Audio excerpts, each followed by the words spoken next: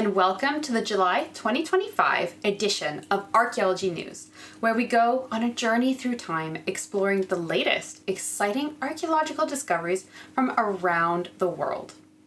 Yes, that is correct. Archaeologists are making groundbreaking discoveries all the time. However, since your newsfeed might have decided not to show them to you, so helpful I know, I have used my years of experience as an archaeologist to carefully research and put together this video to provide you with well-sourced, interesting, accurate news about real archaeology.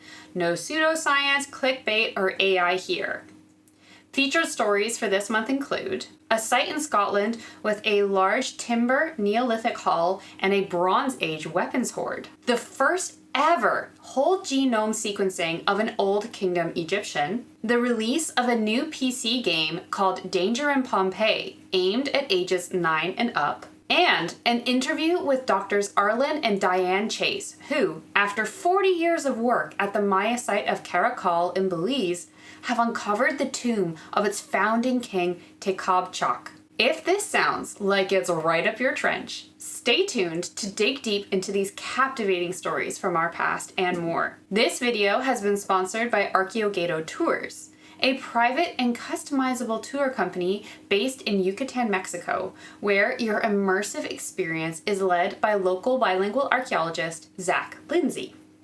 This isn't your average big corporation ad. Zach is a small business trying to encourage locally led, authentic tours of Yucatan and Quintana Roo that take you beyond the usual tourist spots. Visitors have a chance to explore serene lagoons, remote villages, lesser-known archaeological sites, and hidden treasures like Valladolid and Bacalar, allowing you to connect with local culture in a way that you never imagined.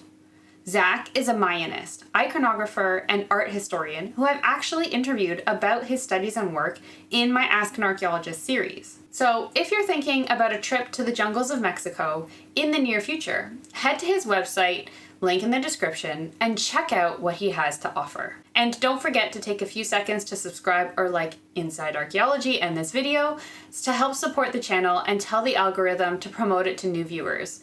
Every little bit of engagement helps.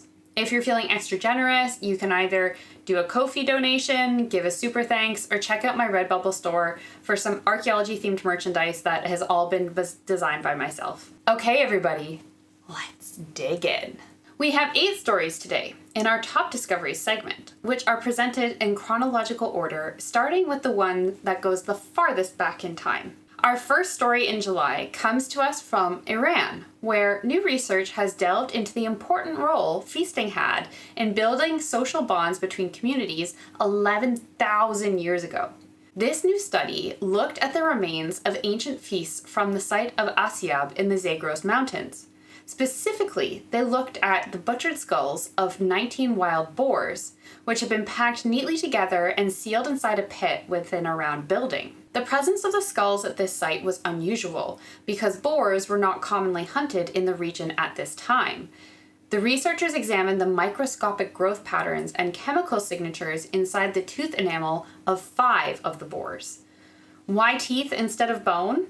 Well, teeth deposit visible layers of enamel and dentine during growth, which track daily patterns of development and changes in dietary intake of certain chemical elements. So basically, they can tell what kind of food you're eating. The researchers sliced the teeth in a way that allowed them to count the daily growth layers under the microscope and tested the oxygen and strontium isotopes in their samples.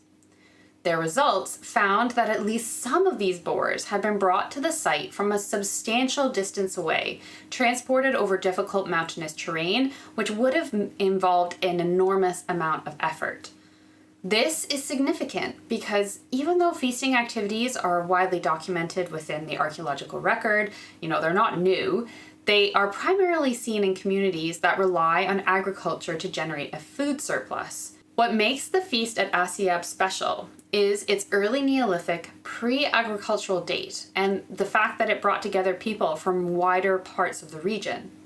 The use of wild boar, which is known for their ferocious and dangerous behavior, to supply such a feast is also striking and is thought it could possibly indicate the high status that these animals held in the symbolism and the art of the early Neolithic societies. This discovery is not only the first documented case of BYOB, bring your own boar, but it also helps to deepen our understanding of the effort invested by the participating pre-agricultural communities in celebrating social connectivity across the wider landscape. The next story is one that I actually have a personal connection to, as I spent a week working on it in 2016 when the excavations were first carried out. Now the project has been fully published, so I can talk all about it. This story comes from the site of Carnoustie in Scotland, where one of the largest Neolithic timber halls in Scotland has been found, revealing a long-lost site of prehistoric gatherings, rituals, and Bronze Age wealth. The 35-meter-long and 9-meter-wide hall is believed to have served as a ceremonial and communal gathering place for some of Scotland's earliest farming communities over 6,000 years ago, over 1,000 years before Stonehenge was even constructed. The structure was built using massive oak timbers with complex internal divisions and thick daubed walls, pointing to a highly sophisticated and organized Neolithic society. Unlike other isolated Neolithic halls found across Scotland, the Carnoustie one features a smaller adjacent hall measuring around 20 meters in length, which was probably used for domestic purposes. Charred cereal grains and hazelnut shells found in its large hearth suggest that daily living activities were carried out here. However, the larger hall was more symbolic. Archaeologists uncovered deliberately buried stone tools and rare artifacts indicating ceremonial or ritualistic functions were going on. The site saw continual activity for centuries, with seasonal visits and gatherings until about 2500 BCE. Perhaps the most remarkable find to come out here happened on a Friday afternoon at the end of the first week of excavation, when we found a late Bronze Age metalwork hoard buried between 1118 and 924 BCE, within the footprint of a much later roundhouse. I was there when this happened. It was incredibly exciting. The hoard included a bronze sword in its original wooden scabbard, a gold-banded spearhead whose image in situ here is one that I took on site when we first found it, and a sunflower-headed swan neck pin, all carefully wrapped in woolen cloth and sheepskin, textiles which don't usually survive, but were preserved probably in part to the antimicrobial properties of the copper that the weapons were made out of. Because this hoard was found by archaeologists, we were able to carefully dig around and underneath it to take it out in one big chunk so that it could be excavated properly in the lab in order to ensure maximum preservation of the textile materials. As we found it on a Friday afternoon, for security purposes, we didn't really want to risk leaving it there over the weekend. The sword bears combat damage, while the spearhead shows structural weaknesses. The delicate gold decoration on the spearhead is one of only 5 examples, and the survival of the pommel of the sword is also incredibly rare. Hoards like this don't come along very often, and a similar discovery from the 1960s north of Dundee points to a regional tradition of burying wealth for safekeeping, perhaps during uncertain times. Its presence at this site suggests the settlement's occupants were of high status, even though the roundhouse that it was buried in itself seems to be modest.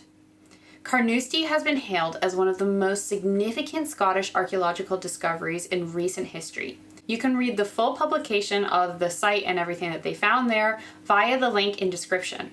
And if you happen to find yourself in this small coastal town near Dundee, make sure you head to the library, where a replica hoard and 2 dioramas of the hall are on display. The original hoard has been allocated to the National Museum of Scotland and hopefully will be on display soon. You better believe that once it's up there, I'm going to get a photo. Now we head to Egypt, where, for the first time, the genome of a dynastic period ancient Egyptian has been successfully sequenced. For decades, there has been bioarchaeological analysis of the skeletal remains of ancient Egyptians. However, the lack of ancient genomes, particularly for early periods of Egyptian history, has until now been a barrier to our understanding of population continuity and gene flow in the region. Only 3 individuals have had sequenceable DNA, and they all come from the late to Hellenistic periods, long after wars and foreign occupations that would have had an impact on the genetic makeup and ancestry of the Egyptian population. The population of the Old Kingdom has generally been assumed to be of local origin with limited input from other regions. The individual at the focus of this new DNA study was found in the Beni Hassan necropolis in 1902. He died between 4,800 to 4,500 years ago, and his remains were placed within a large pottery vessel in a rock-cut tomb, a treatment that's usually reserved for individuals of a higher social class. He was between 157 and 160 centimeters tall, so slightly shorter than I am, and died between the ages of 44 and 64, which was quite old for that time. He is thought to have had brown eyes, hair, and dark to black skin. The image that you see here is a reconstruction of what he might have looked like. The presence of age-related osteoarthritis in most of his joints and vertebrae, and various activity-induced musculoskeletal indicators of stress revealed that he experienced an extended period of physical labor, seemingly in contrast to the fact that he had a high-status elite tomb burial. The patterns of osteoarthritis and stress further imply that he might have been a potter. Perhaps that's why he was buried in this pot. Stable isotope analysis showed that he was born and grew up in the Nile Valley. Sequencing of his genome indicated that he had no recent history of consanguinity, aka incest, in his bloodline, and most of his genome is best represented by North African Neolithic ancestry, so Egyptian, regional, local, as we would expect. Yet, approximately 20% can be traced to genomes representing the Eastern Fertile Crescent, including Mesopotamia. This genetic affinity is similar to the ancestry appearing in Anatolia and the Levant during the Neolithic and Bronze Age. But before we all start jumping to conclusions about the wider implications this could have for the Old Kingdom population, we need to remember that one person does not represent a whole population. However, these results indicate that contact between Egypt and its eastern neighbors was not limited to trade and cultural exchange, but also involved human migration. Future whole genome sequencing from more individuals will hopefully allow for a more detailed and nuanced understanding of the genetic makeup of ancient Egypt and its inhabitants. Our next story generated quite a few headlines. I felt like I was seeing it pop up everywhere. And it takes us to northern Peru, where archaeologists have announced the discovery of an ancient 3,800-year-old city named Panico. The site lies close to the sacred city of Caracol, the oldest known civilization in the Americas. Panico is thought to have been founded between 1800 and 1500 BCE. 8 years of excavations there have found 18 structures, including ceremonial temples and residential complexes. Among them, the walls of a central plaza stand out from the rest for their impressive sculptural reliefs on the walls of a quadrangular hall, a shell trumpet that emits a sound audible over long distances and which played a crucial role in Andean societies, convening meetings and announcing important events. It was also considered an important ritual offering to the gods. It's thought that this plaza would have been the most important in the urban history of the site, as its location, size, and architectural features suggest that the most important administrative and ideological activities took place there. Significant artifacts found were sculptures made of unfired clay depicting anthropomorphic and zoomorphic figures, and ceremonial objects. Necklaces made with beads of various materials, including spiny oysters, scallop shells, sea snail shells, try saying that 3 times fast, Inca rose gemstones, chrysocolla, animal bone, and clay.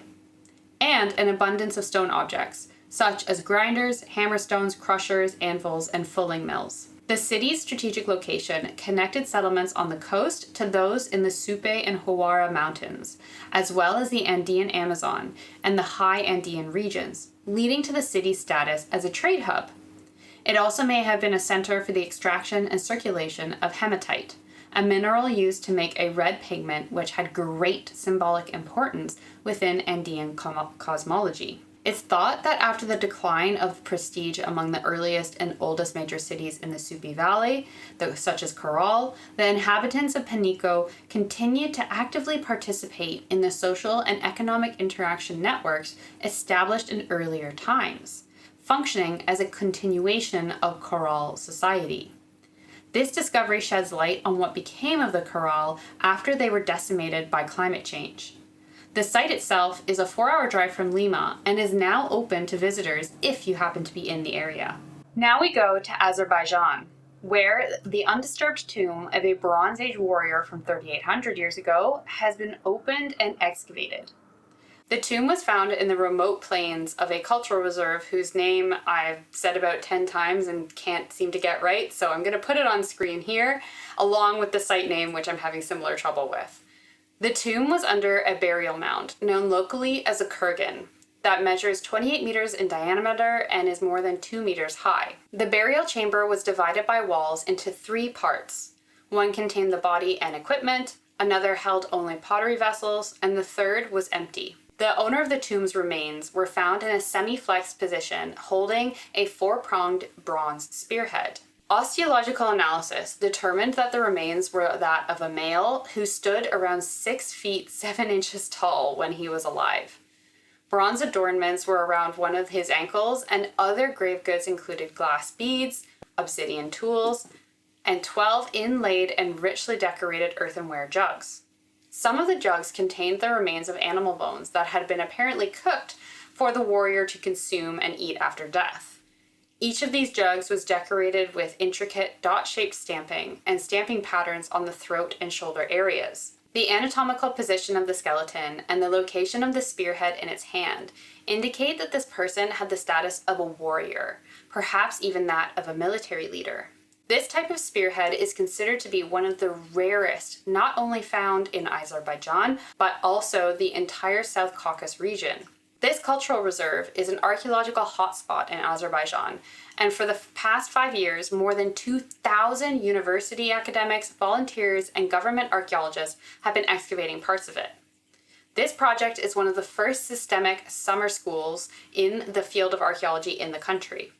The results of the burial mound excavations are currently undergoing radiocarbon dating and isotope analysis, with further work such as metallographic and mineral composition analysis planned for future alongside further excavation work. It would appear that this area has some more exciting discoveries to come. Next up, we head to Italy and the ancient heartland of Etruria. There, an Etruscan rock-cut tomb sealed for over 2,700 years has been unearthed and opened in the San Giuliano necropolis.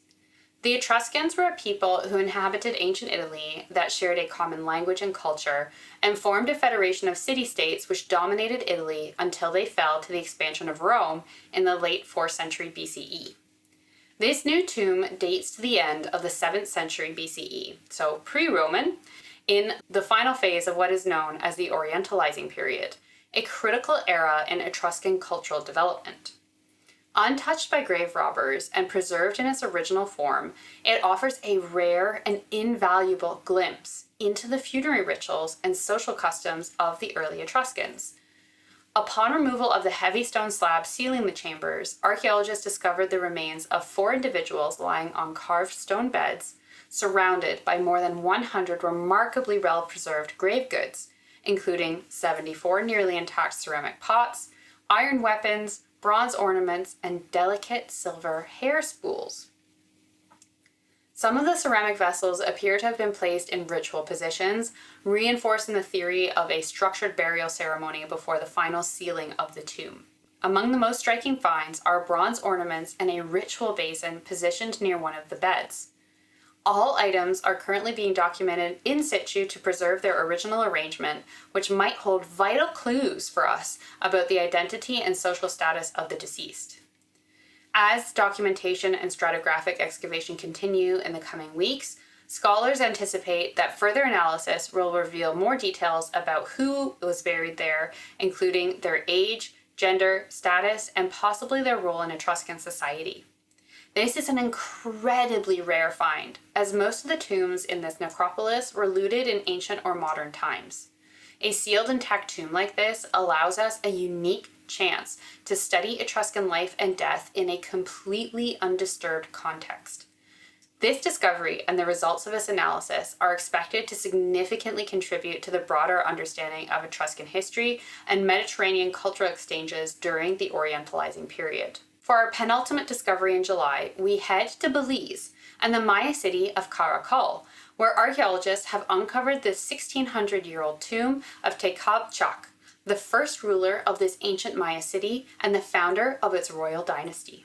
I had a chance to hear about this exciting discovery firsthand from Doctors Arlen and Diane Chase, the archaeology power couple who have been excavating at Caracol for more than 40 years. Let's dig into the interview. Okay, so welcome to the channel, Doctors Diane and Arlen Chase. It is an absolute pleasure to be speaking to you today about your very exciting discovery. Could you introduce yourselves and give us a brief background on how you got involved in this project and your role on it? Actually, there's a fairly long story to how we got involved in this project, but we both were interested in archaeology as kids. We both went to the University of Pennsylvania as undergraduates to do archaeology, and we both stayed there for our PhDs. While we were there, we heard that there was an individual who wanted to fund an archaeological project in Central America. We got hold of a phone number, and the week later, we were down in Belize talking to the authorities in Belize about possibly doing research, asking them where they'd like us to work. And this was in 1983. And they told us that they'd like to know more about Caracol, Belize, because they thought it was their most important site, but they weren't sure about that. And so eventually we did preliminary trips into the site of Caracol. And then we ended up with a permit for that with the condition that we minimally needed to work there for 10 years. And now we will have been there for 40 years as of 2026. We had been working in Belize on a project where we were looking at history and archaeology right around contact period. That is Santa Rita Corzal. The site was occupied for much longer than that, but of particular interest to us is what we call the late post-classic. And we were looking for a site that would help us go back in time, further back in time, where we could still use history and archaeology. And Caracol fit the bill because it had Maya hieroglyphic writing as well as the archaeology. And it wasn't terribly well known. On the back of that, then, can you give us a bit of history background on Caracol? Is it Belize's most significant site as they were thinking? Well, Caracol is actually the largest site in Belize, and as currently mapped, it is the largest of all the Maya sites. So largest in terms of extent. 240 square kilometers in size. It's integrated with causeways. There are agricultural terraces everywhere, and there's a population density of around 500 to 1,000 people per square kilometer. Since 650 AD, there were approximately 100,000 people. And the likelihood is that there were probably more people than that at 650 covering this terrain. Can you tell us then more about what exactly you and your team have discovered there just in the last year that's made the headlines? I'm aware that you've obviously probably found quite a bit over the 40 years. Well, this year we received grant funding from Alphawood Foundation Chicago and from the University of Houston and two other smaller foundations to carry out research looking at the early classic period and specifically at Caracol. And what we did was we divided our time in the outlying settlement and in the epicenter. So we excavated groups in the outlying settlement. We did find early classic, but what was significant this year is we went back to a trench that we had originally opened in 1993. And we kept going back to this group that's immediately to the east of our largest architectural complex. This complex is called the Northeast Acropolis. It's an elite residential group, and we have repeatedly excavated there since 1993.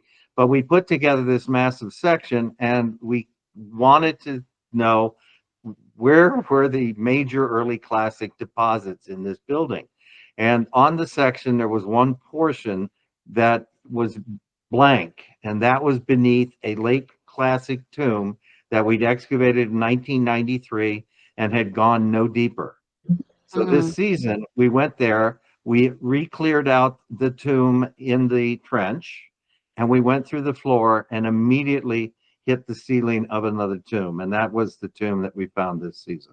We were looking for a particular time period. It's a time period where there are a lot of questions about who the Maya were in contact with. Were they in contact with the peoples in central Mexico? Were they more isolated? So we honed in on this particular time period when there were all these ideas about contact. And we probably couldn't have honed in better than we actually did. We weren't, in archaeology, you're never sure if you're going to find the things of exactly that you're looking for. Sometimes they're later, sometimes they're earlier, or they're just different for a variety of reasons. But it really was one of those times when the research design and the excavation strategy worked, and we were right on target. As Arlen described, we dug in a place that we'd excavated before, but we felt like we needed to go deeper in a slightly different direction. So we did go back to excavations we'd previously excavated and continued, and then found the tomb relatively quickly. In the 2010 field season, we had done a test pit in the center, the exact center of the plaza, based on deposits from the eastern building and the northern building. And in that test pit, we came down to the earlier plaza floor 2 meters deep, and then found a capping, and that capping covered a cremation burial that contained 20 vessels and individuals and green obsidian from central Mexico. And this is in a style that is non-Maya. And so what we actually got a radiocarbon date on that, and the ceramics and the radiocarbon date places pretty tightly be around 330 to 350 AD, which is before the quote-unquote Teotihuacan entrada into the Maya area that we know of from Maya hieroglyphs around 378. So we were fascinated because this was earlier than the entrada, but it was a unique find at the time.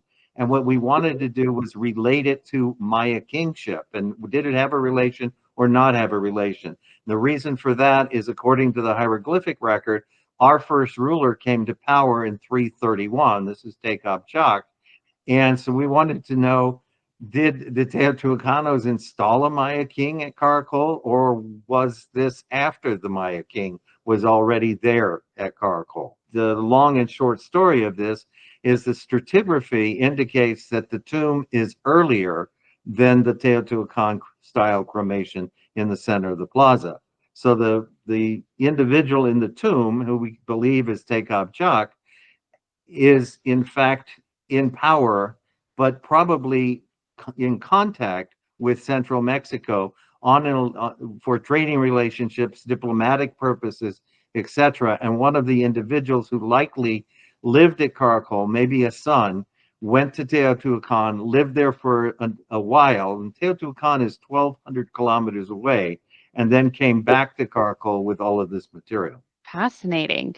So when you came across this tomb of this founder king, was it a surprise? Was it what you like? Obviously, you maybe weren't expecting another tomb underneath, but especially this particular tomb, how did it feel to find that? Well, it was very much a surprise. We barely scraped underneath the floor of the previous chamber, and we came down on these stones, and very soon thereafter we could see an air hole.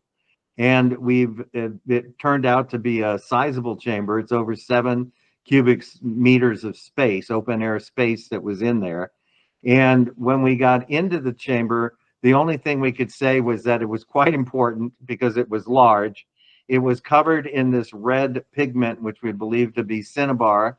And I could see lids on vessels, which said that, yes, this was early classic in date. So we knew we had the right time period.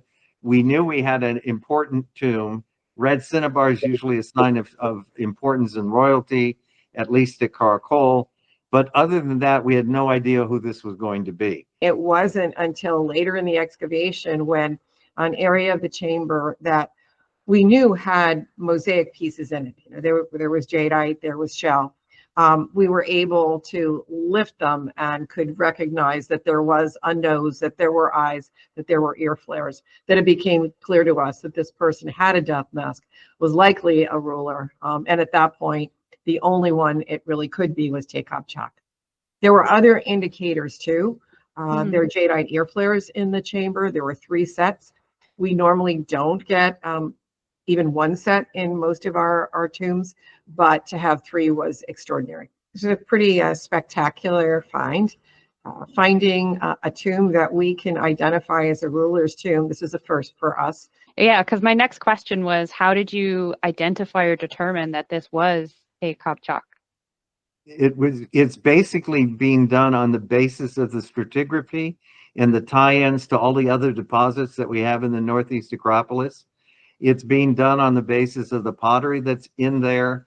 And the individual who was in the tomb was a very elderly gentleman with absolutely no teeth, who was over approximately 5 feet 7 inches, which is very tall for ancient Maya.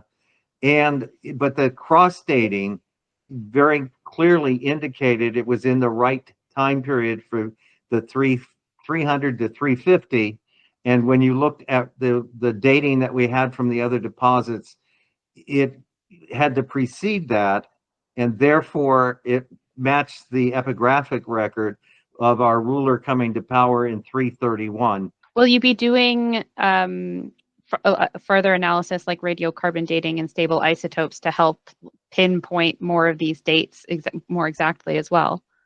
Yes, among the things that remain to be done, we sent samples out for ancient DNA and stable isotope analysis, as well as for radiocarbon dating, which we hope will help us fine-tune what we know about the individual inside this chamber. Can you explain a bit more about why this is important, not just for Caracol as a discovery, but also for Belizean archaeology? This particular discovery is important for a whole series of reasons. We've been excavating at Caracol for more than 40 years. In that time, we've never encountered a tomb of a ruler. So this is the first one of those. That's important in of itself. That we can identify it as being, in that slice of time where the first dynastic ruler would have lived and died, is even more important. So it's a ruler, the first one we found, and the first one in the dynasty. But beyond that, in combination with the other archaeology that's going on at the site about the same time, it makes it clear that the Maya were people who were in contact with others in Mesoamerica at this point in time. They weren't isolated. They were in contact with folks in the highlands of Mexico and in the highlands of Guatemala, as well as Yucatan, et cetera. So these were individuals that were travelers, right? And not isolated ones. It is important for Belize because I think it draws attention to all of the amazing archaeologies that's there. This is just one example. Belizean archaeology or archaeological sites, Maya archaeological sites in Belize, were known a little bit later than many of the others. The sites in the Yucatan, the sites in the Petén of Guatemala, the sites in other parts of the Maya world, Copan, for example, were found earlier. And so one doesn't automatically think of Belize as the place that helps tell us about Maya history. But what we've seen over and over again over the last 20 or 40 years is that sometimes Belize has the key answers to what we know about the Maya.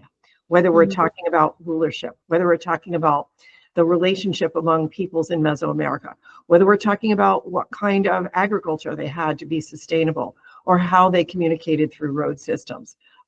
There's a lot of great information that's coming out of the site of Belize, these sites in Belize, and this one in particular. I believe this discovery is important for Belize in another way. It's highlighting the importance of the remains within the country of Belize itself and helping the Institute of Archaeology share the importance of archaeological sites and the needs to work on preservation together as a country. Caracol was found in 1937. It was found by the British Archaeological Commissioner, went in and saw monuments there, stone monuments with hieroglyphic texts and carvings of individuals on these. This was really unusual for Belize. In fact, Caracol has the majority of the monuments in the country. One of the things that's really important about this find is it really helps Belize establish itself as sort of the center of Maya archaeology, which it has been for the last 20 to 40 years. It is producing most of the data on the archaic. It's produced most of the important data on the pre-classic period. It's changed our views about the post-classic period, and it is definitely changing our views about the classic period. But at the same time, it shows the importance of archaeology, just straightforward archaeological data, and a long-term commitment to a single site to understand it and the impact that that can have on our overall understanding of ancient Maya civilization. I'm presuming you're probably going to be heading back to Belize next year, but what is in store? What's next for the project aside from the lab analysis of the skeleton that we spoke about? We work very closely with the Institute of Archaeology in Belize. We always have. And so we will be going back with them next season in January. And we are planning to do more excavation looking for the early classic. What we're actually hoping to do is fill in the gap between 330 AD and 450 AD. We don't really have much material in there, and we think we have a location that may or may not produce some of the data that we need to understand what happens immediately after Tekab-Chak. And so we will be going in and focusing on excavations and then also doing stabilization. And we'll also be doing excavations on residential groups in another part of the site. People can follow your journey on your website that you have for the project? Yes, we have a website. During the field season, we actually put a blog up after each week so that you can actively follow what it is that we have been doing. And all of those from the past seasons and this season are also up at Caracol, and they show pictures week by week of what we are doing and what we are finding. One of the things you should know is that we have a fairly sizable crew. We usually have 25 people back there during any one season, and we're there for 2 months. There's no electricity, there's no running water, there's no phone service. So everybody is essentially camping out there. We bring in cooks. We have all of Belizean workmen that come and help us at the site. They've worked with us for, in some cases, over 30 years at this point. And it is, as Diane likes to say, there is no I in the word archaeology, and there's no I in the actual practice of archaeology. It's about us. It's about teamwork. It's not two people that are excavating in the middle of jungle. It's a whole fantastic collaborative crew of individuals, some of whom have been working with us for many, many years. I think one of the other things I would love to add is that, while this is a great discovery, that archaeology is cumulative, it takes a long time, that it's painstaking work. And that if it weren't for all of that, one single find would not make a difference. It's in context with the long-term contextual work at the site that really helps us understand what happened at Caracol. I don't envy the two of you having to write up the entire thing if and when you ever finish excavating there. That's going to be a massive job. It is true, although what we do try and do, and on the website you can see, is that we put up field reports each year. All of our publications are up there as PDF, most, with the exception of a couple books. They can all be downloaded, and there's hundreds of them up there at this point. It sounds like some amazing work that you guys are doing. I'm very, very jealous. Thank you so much for coming on. That's all my questions that I have for today. Well, thank you so much for inviting us. Thank you very much. What a groundbreaking find. You can read more about this discovery on the University of Houston's website via the link in the description or by checking out the project's website. Lastly, we head to Xi'an in northwest China, where archaeologists have uncovered the tomb of Kim Young, a hostage prince from the ancient Korean kingdom of Shilla. This remarkable find marks the first formal archaeological excavation of a Tang Dynasty era royal tomb belonging to the Shilla kingdom. Located 2 kilometers north of the ancient Tang capital Chang'an, the tomb is a single-chamber earthen cave featuring a passageway, corridor, skylight shaft, tunnel, and burial chamber. Its distinctive knife-shaped layout faces south, and despite previous looting, 83 burial objects were found inside of it, including pottery figurines of heavenly kings, tomb guardians, horse handlers, and zodiac animals crafted from molded red clay, a pagoda-shaped jar, copper coins, and the stone epitaph made from bluestone. The main inscription contains 557 Chinese characters written in regular script, with a rare, detailed account of the prince's life. He was born over 1,200 years ago in 747 CE and died in 794, aged 48. He was sent to Tang China as a political hostage, a common practice during the Tang dynasty designed to secure loyalty and maintain diplomatic relations with vassal states. His family had served as hostages for 3 consecutive generations, holding official positions within the Tang administration. He participated in 2 diplomatic missions accompanying Tang envoys to Shilla and took part in ceremonial functions such as mourning and investiture rites. The Tang imperial court granted both the burial site and the coffin, underscoring the high regard in which he was held. Significantly, the epitaph mentions his wife, a rare detail in the records of hostage princes. She was from a prominent family and the daughter of the magistrate of Yanshi County. This marriage indicates that Shilla hostage princes often forged marital alliances with influential Chinese families to strengthen cultural and political ties. Kim Young's diplomatic missions and leadership roles show us how hostage princes acted as bridges between Tang China and their native kingdoms. They were not merely political pawns, but active participants in shaping bilateral relations. This discovery not only enriches our understanding of East Asian diplomacy in this time period, but also is a significant entry into the ever-growing assemblage of tomb inscriptions that can add to, and sometimes serve as a check and balance on, the royal chronicles that are almost our only textual source for political events from the Han and Tang eras. That's it for our top discoveries. Which one was your favorite? Let me know in the comments. If you enjoyed this segment, don't forget to like the video. Now we're going to move on to current news and events. First up is the news that Google DeepMind has developed a new artificial intelligence tool to attempt to predict where and when Latin inscriptions were made, and make suggestions when words are missing. Inscriptions are among the most important records of life in the ancient world, with around 1,500 new ones found every year. In addition to imperial decrees on monuments, many take the form of political graffiti, love poems, business records, epitaphs on tombs, and writings on everyday life.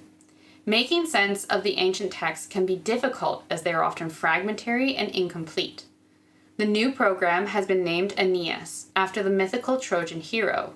It was trained on an enormous database of nearly 200,000 known inscriptions, taking the original text and in some case images and building a list of related inscriptions from the 7th century BCE to the 8th century CE. Rather than merely searching for similar words, it identifies and links inscriptions through deeper historical connections. Historians who put the program through its paces said it transformed their work by providing a crucial step for setting the texts in context. It also proposes words to fill the inevitable gaps in worn and damaged artifacts and inscriptions. In a test, Aeneas examined the self-congratulatory Res Gestae Divi Augusti, which describes the life achievements of the first Roman emperor, Augustus. It came up with 2 potential dates for the work, either the first decade BCE or between 10 and 20 CE. In another test, Aeneas analyzed inscriptions on a votive altar from Mogontiacum, or now Mainz in Germany, and revealed through subtle linguistic similarities how it had been influenced by an older votive altar in the region. The context provided by the tool was helpful in 90% of cases. The potential for the use of it is vast, especially when considering if or when it can be adapted into other languages and alphabets, like, for example, cuneiform or hieroglyphics. I want to point out that this doesn't mean Aeneas is going to be replacing any real humans anytime soon. Superior results were only achieved when historians were paired with Aeneas, outperforming both humans and artificial intelligence alone. This tool represents a leap forward in the integration of artificial intelligence within the study of ancient texts, and I'm sure we'll be featuring some discoveries soon that were made with its help. Next is the fantastic news that the Melsonby Hoard has been successfully acquired by the Yorkshire Museum. I first reported on this story in my April 2025 video that the museum was trying to raise funds for the acquisition of the collection of more than 800 Iron Age artifacts found in a North Yorkshire field. The initial discovery was reported by metal detectorists to the authorities in December 2021, and the site excavation started the following year. Among the findings, archaeologists unearthed the partial remains of more than 7 wagons and chariots, along with horse harnesses and ceremonial spears. This is only the beginning of the story for these artifacts, as further preservation and research projects are planned, after which the hoard will be publicly displayed in the museum. Now we have some news on the other side of the coin. Featured in my June 2024 news video, and personally one of my favorite discoveries of the whole year, the archaeological site of Papoura Hill in Crete is at risk of damage due to construction of the new Heraclean airport. The site features an exceptionally rare circular structure, which is a unique discovery in the Aegean region and happens to look a lot like a labyrinth, although that is just me wildly speculating with absolutely no basis for it. That's just what comes to mind when I look at it. In addition to the circular structure at the hill summit, the slopes of the hill contain an ancient path, a building complex, and a sacred cave. According to the Association of Greek Archaeologists, the airport's managing company intend to install radio navigation facilities in direct proximity to the ancient structure, in violation of Greek archaeological law. This would cause both direct and indirect damage to the monument itself and its surrounding area. It also directly contradicts both the Minister of Infrastructure and Transport and the Minister of Culture, who publicly stated last year that a different suitable location would be sought for the radar installation. This intended construction could not only damage the monument itself, but would also make it basically impossible to become a visitable site in future. The local Citizens Committee for the Protection of Papoura has created a petition to protest against the construction. It's linked in the description for anyone to support and sign. I already have. Last but not least in current news is the announcement that for the first time since it was made almost 1,000 years ago, the Bayeux Tapestry will be loaned for display at the British Museum in London. This is part of a deal between the UK and France. In exchange, treasures from the British Museum, including Sutton Hoo and the Lewis chess pieces, will travel to museums in Normandy, France. The 70-meter Bayeux Tapestry depicts the Norman invasion of 1066 and the Battle of Hastings. It is due to go on display in autumn 2026, so basically almost a year from now, and it is expected to be one of the British Museum's most popular exhibitions ever. So keep an eye out if you want to snatch up some tickets. That's the end of our current news and events. We'll close our program talking about archaeology and entertainment and pop culture. In July, I received an email from indie game developer DNA Studios asking if I'd be interested in playing and reviewing their new PC game, Danger in Pompeii. Created with the input of experts and students from the La Rosée School in Switzerland, this is an adventure puzzle game where you relive the famous city's final day. Explore its streets, help its people, and solve the mystery of Mercury in an attempt to escape the eruption and save your friends. It's aimed at ages 9 and up and is available on Steam for around $5 US. It's really not a lot. You all know how much I love video games, so I of course took them up on the chance to preview the game, and I can tell you it has my official seal of approval. I loved the artwork, bringing the city to life in such vibrant colors, and the inclusions from real Pompeii, like the Beware of the Dog mosaic at your home's door, and all the opportunities there were to learn more about ancient Roman society. This is a really well thought out game that is also an excellent learning tool for kids that uses a non-traditional medium. If your young one is showing an interest in history but isn't quite ready for games like Tomb Raider and Indiana Jones, definitely check this one out. All right, everyone, time to pack up our finds and hang up our shovels. That's everything for the July 2025 edition of Archaeology News. Did you like this video? Which story was your favorite? Is there anything important that I missed? Don't forget to comment, like the video, and subscribe to the channel before you leave.